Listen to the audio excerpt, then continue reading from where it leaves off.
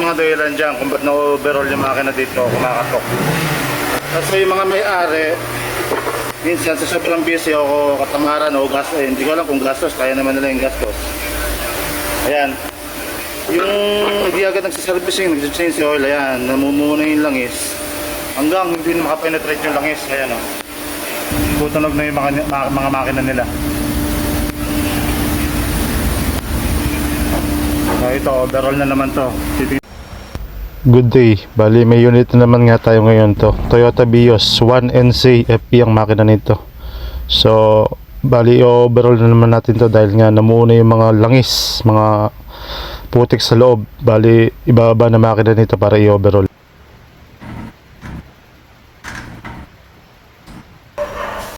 Ayan, pinalas na natin.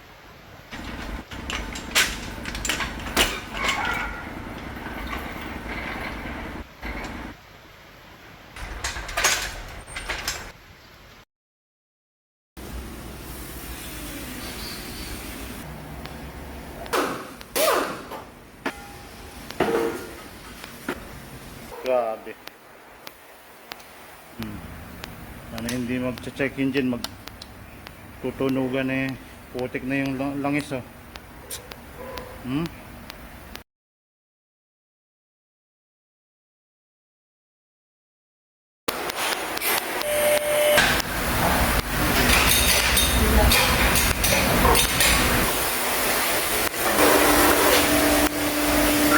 Makina dito eh. Yung mga dahilan dyan kung ba't na-overall yung makina dito, kumakatok. Kasi yung mga may-ari, minsan sa sobrang busy o katamaran o gastos, hindi ko alam kung gastos, kaya naman nila yung gastos. Ayan. Yung hindi agad nagsiservicing, nag-change oil, ayan, namumuna yung langis. Hanggang hindi na makapenetrate yung langis, ayan o. Tutunog na yung mga makina nila. So ito, overall na naman to.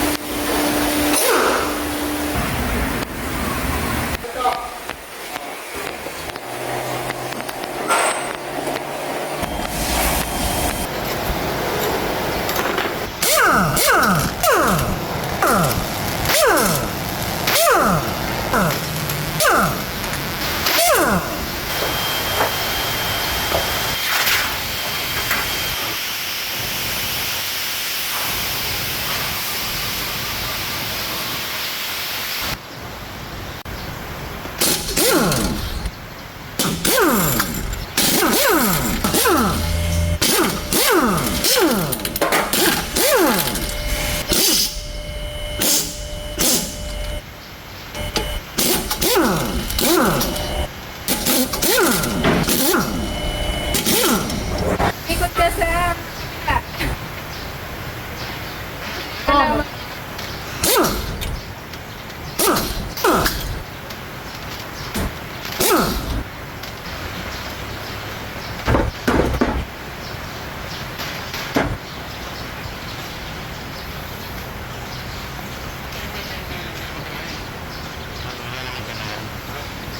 Kinain.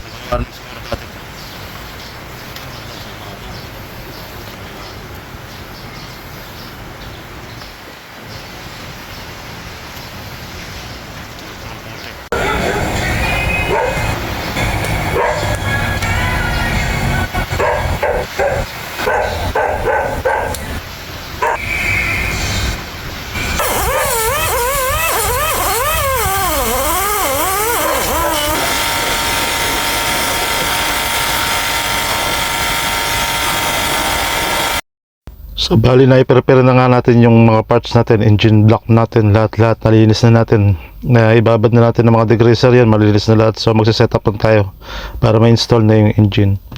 So ito, sinusukat na natin yung mga piston ring, mga piston groove nya, malinis yan.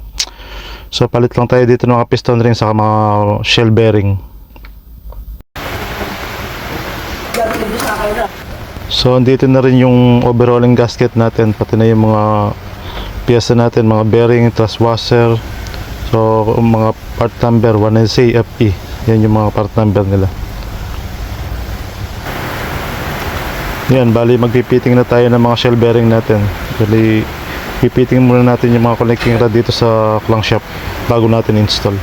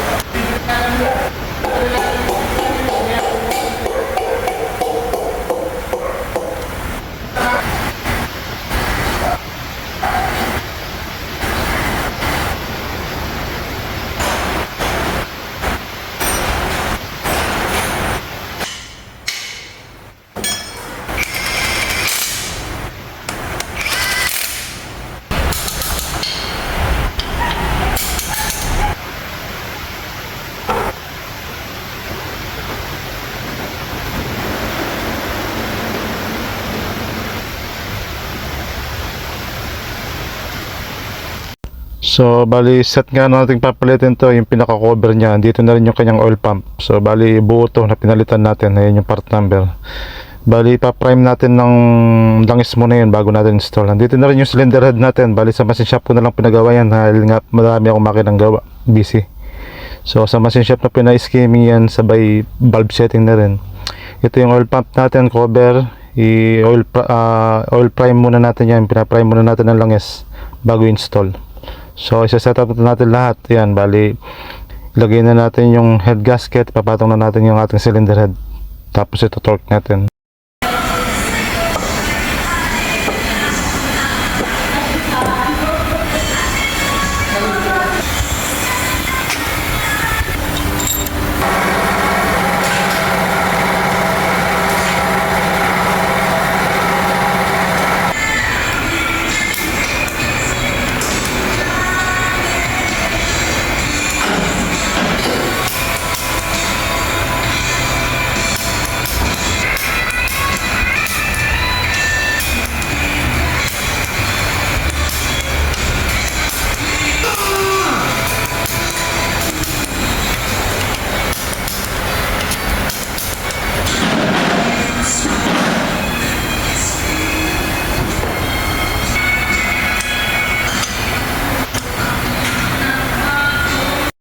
So na-torque na natin yung head natin, so install na natin yung camshaft.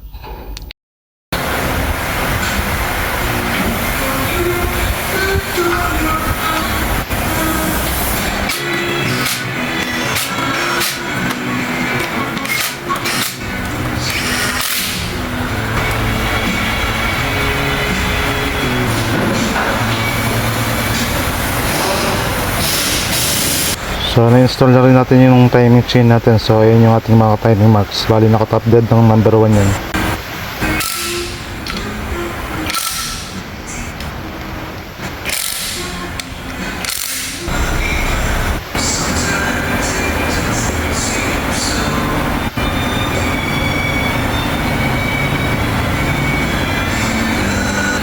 So ayan nga, nabuo na natin yung makina natin. Bali ready na yan para isalpak sa unit.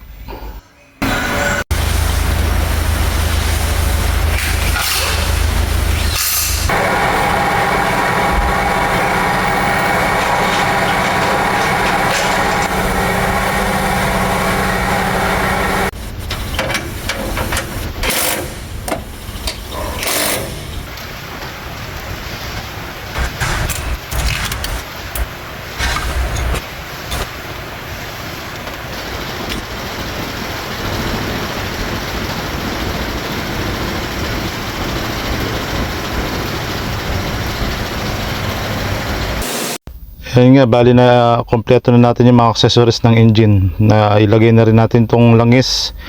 Nilagyan muna natin ng ordinaryong tubig yan dahil ipaplasing na muna natin yan bago natin lagyan ng coolant. So ayan, bali kompleto na yan. Susubukan natin yung start ng engine.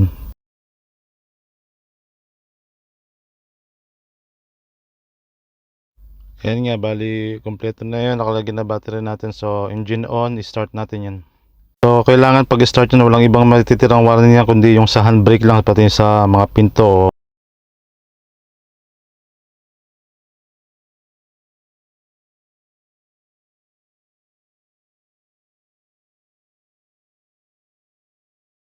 So ito yung una niyang andar. First start natin. Ayan. So ayan, maandar na yan. So bibili tayo ng hangin, tapos ma-monitor natin.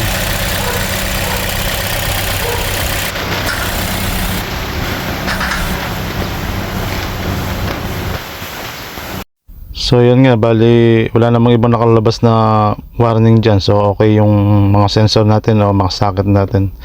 Monitor lang natin temperature nyan. So ayan, wala nang bubbles. Tapos check natin. Clear.